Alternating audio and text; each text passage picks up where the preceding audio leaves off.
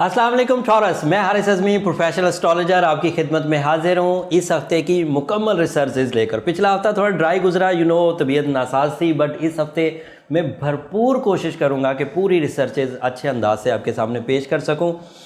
Taurus, you are lucky and Uranus आपके यहाँ first house में, एंड फर्स्ट हाउस में आने का मतलब है कि अगले 7 साल पॉजिटिव, फितरत के लिहाज से भी, स्किल्स को पॉलिश करने के लिहाज से भी, एंड आपकी वैल्यूज़ को इंक्रीज़ करने के लिहाज से भी, सेंसेस को इंक्रीज़ करने के लिहाज से।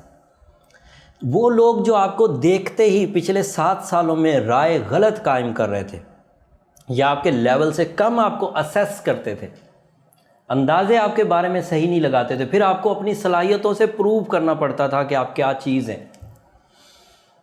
आपको इवन अपने 1-to-1 रिलेशंस में भी वो पजीराई नहीं मिल रही थी जिसको आप डिज़र्व करते हैं। अब यूरेनस के वहाँ आने से अगले 7 साल स्मूथ हैं, अचीवमेंट्स के हैं, सक्सेसेस के हैं। छोटे छोटे ट्रबल्स तो आते रहेंगे क्योंकि सदा बागों में बुलबुलें नहीं बोला करती, कुछ टाइम अच्छा आता है, कुछ टाइम समझौता करने वाला भी आता है, बट अक्लमंद आदमी वो है जो टाइम की रम्ज़ को समझकर अपनी ज़िंदगी के फ़ैसले ले और बेहतरीन चीज़ें अचीव करे। रोना ना रोता रहे कि मेरे साथ बस हिडन वे में तबाही आ गई।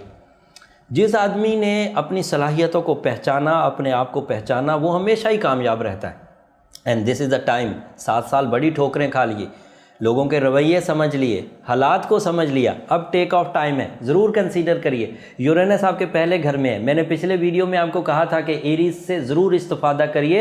एरीज़ के ये पहले घर में था आज से 7 साल पहले से, और जब आपके पहले घर में आया उस दिन से पहले से एरीज़ के पहले घर में था, तो आपको उनको समझने में आसानी होगी। उनको क्या क्या एडवांटेज मिले, उनका वे ऑफ टॉकिंग क्या था, वे ऑफ थिंकिंग क्या था, स्किल्स कैसे पॉलिश हुई, किन चीज़ों ने उनको ट्रबल्स दी, किन चीज़ों ने उनको मदद दी। तो अगर आप वहाँ करेंगे तो यूरेनस से फ़ायदा उठा जाएंगे। अब मैं आपको बताता हूँ इस हफ्ते के अहवाल।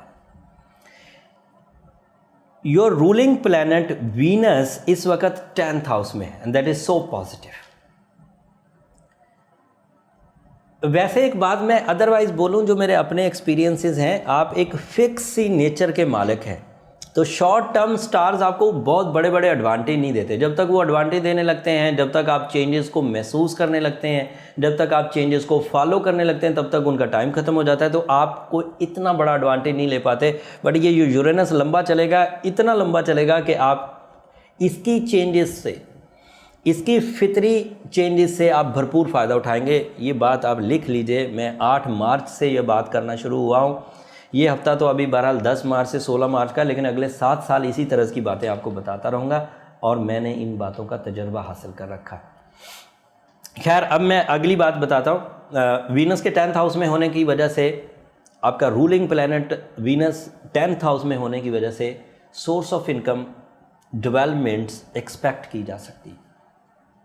शराकतदारी के डिसीजंस लिए जा सकते हैं। कन्फ्यूजन लेकिन रहेगी। जब डिसीजन लेने लगेंगे ना, तो आप बहुत फर्म नहीं होंगे, बहुत इजी नहीं होंगे, और ये इजीनेस या ये फर्मनेस अभी आपको मिलेगी नहीं। 17 अप्रैल तक चलेगी। मरकरी के रेट्रो होने की वजह से अभी हालात इतने अच्छे नहीं हैं। बहुत अच्छाई आ जाने के बावजूद भी, बहुत पॉजिटिव सिचुएशन होने के बावजूद भी, आपको कुछ सिचुएशंस ऐसी मिलेंगी जिसमें फ्रस्ट्रेशन, डीफोकसिंग ये रहेगी, इरिटेशंस, खदशात, शकूक ये बहरहाल रहेंगे।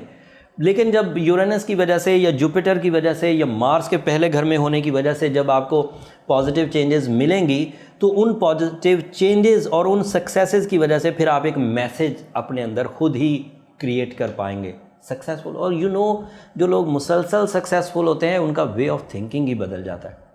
तो अभी आपके मुसलसल सक्सेसफुल होने के दिन हो चुके, 8 से शुरू हो चुके, अब सो ऑन ये मैच्योर होते जाएंगे।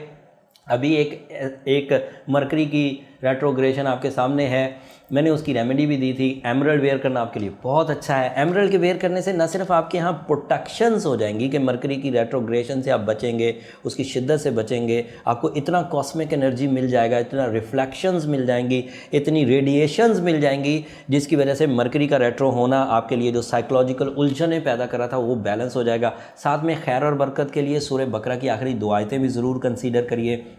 स्टूडेंट्स के लिए ये टाइम थोड़ा भारी है, 28 मार्च तक चलेगा। इस दौरान अगर उनके एग्ज़ाम्स हैं, अगर उन्हें कोई अपनी परफॉर्मेंसेस देनी है, तमाम ही लोगों को जो ज़हनी काम करने वाले हैं, अगर उन्हें अपनी परफॉर्मेंसेस देनी है तो थोड़ा डल महसूस करेंगे, या तो उसके लिए क्रॉस वर्क करें, एक्स्ट्रा वर्क करें, और या फिर उसकी रेमेडी करें। एंड रेमेडी के लिए ये टाइम तो अक्सर ही आता रहेगा, मरकरी की रेट्रोग्रेशन, कभी कमर देना दरअक्रब, कभी कोई और सितारा कमज़ोर हुआ होगा। तो आप कब तक सिर्फ यही करते रहेंगे कि आज फलां स्टार है, आज फलां स्टार है? तो आपको चाहिए कि एक स्मूथ पाथ क्रिएट करने के लिए, एवरेज सी फ्यूलिंग क्रिएट करने के लिए आपको एमरल्ड 8 कैरेट का पहन लेना चाहिए। दिस इज़ माई ओपिनियन, जिससे आपको इतना फ्यूल बहरहाल मिलता रहेगा कि आपको एवरेज परफॉर्मेंसेस करने में कोई प्रॉब्लम नहीं होगी। अगली खबर, क्योंकि आपके सेंसेस बहुत इंक्रीज़ हो जाएंगे, क्योंकि आपके आइडियाज़ बहुत इंक्रीज़ हो जाएंगे यूरेनस की वजह से, लेकिन सेंसेस एंड आइडियाज़ उसी वक्त काम करेंगे जब आप उन्हें इम्प्लीमेंट करेंगे लाइफ में। तो एक्स्ट्रा वर्क करने की कोशिश करें। अभी आपके रिसोर्सेज ताकतवर नहीं है, पिछले 7 सालों में बड़े डंपी हो गए, तो रिसोर्सेज को जनरेट करने की कोशिश करें। सक्सेसफुल पीपल्स को अपने साथ मिलाने की कोशिश करें। नाराज़ दोस्तों को रिकवर करने की कोशिश करें, ताकि जो कामयाबी है उसके सफ़र का आगाज़ किया जा सके। इस तरह की सिचुएशन में कुछ प्लान्स फ्लॉप भी होंगे। उसकी वजह सैटर्न के 9वें घर में होना भी कुछ एलिमेंट्स पैदा करेगा। कुछ ऐसी जिम्मेदारियां भी आपके सामने आएंगी जिन जिम्मेदारियों को निभाने के वसाइल और प्लान्स भरपूर अंदाज से आपके सामने नहीं होंगे। तो वो चीज़ आपकी हिम्मत ना तोड़ दे, इसलिए अपने आप को ज़रा ताकतवर रखिए, ज़रा बूस्ट अपने आप को करिए, ताकि इमोशनल डिस्टर्बेंसेस आपके आड़े ना आए। आपका मार्स आपके यहाँ, आपका वीनस आपके यहाँ 10th हाउस में, जुपिटर आपके यहाँ 8th हाउस में, मार्स आपके यहाँ 1st हाउस में, यूरेनस आपके यहाँ 2nd हाउस में, सैटर्न आपके 9th हाउस में। ये सारी प्रेडिक्शन मैंने मुख्तलिफ अंदाज से शुगर कोट करके, जिसको आप हज़म कर जाएं। मेरा मकसद आपको डराना नहीं है, मेरा मकसद आपको इन्फॉर्मेशन पहुँचाना है, ताकि आप इस साइंस को समझें और इससे फ़ायदे उठा सकें। मैंने अच्छी खबरें बहुत अच्छे अंदाज से बयान कर दी, बुरी खबरें थोड़ा दोशाले में लपेट के आपकी तरफ दे दी हैं, तो आपको कोई परेशानी नहीं हुई। लेकिन बुरी खबरें मैं सुना चुका हूँ आपको, सैटर्न का 9th हाउस में होना, मरकरी का रेट्रो होना। तो इन चीज़ों को समझिए, रेमेडीज़ परफॉर्म करिए। इस हफ्ते के लिए इतना ही काफ़ी है। अगले हफ्ते यूरेनस की मज़ीद रिसर्चेज़, आपके नए सितारे, सन आपके लिए अच्छा होने जा रहा है, उससे आप डिसीजन किस तरह लेंगे, आपको किन फील्ड्स में काम करना चाहिए, इंशाल्लाह अगले हफ्ते बयान करेंगे। अगले हफ्ते तक के लिए इजाज़त दीजिए। अल्लाह ने के बाद।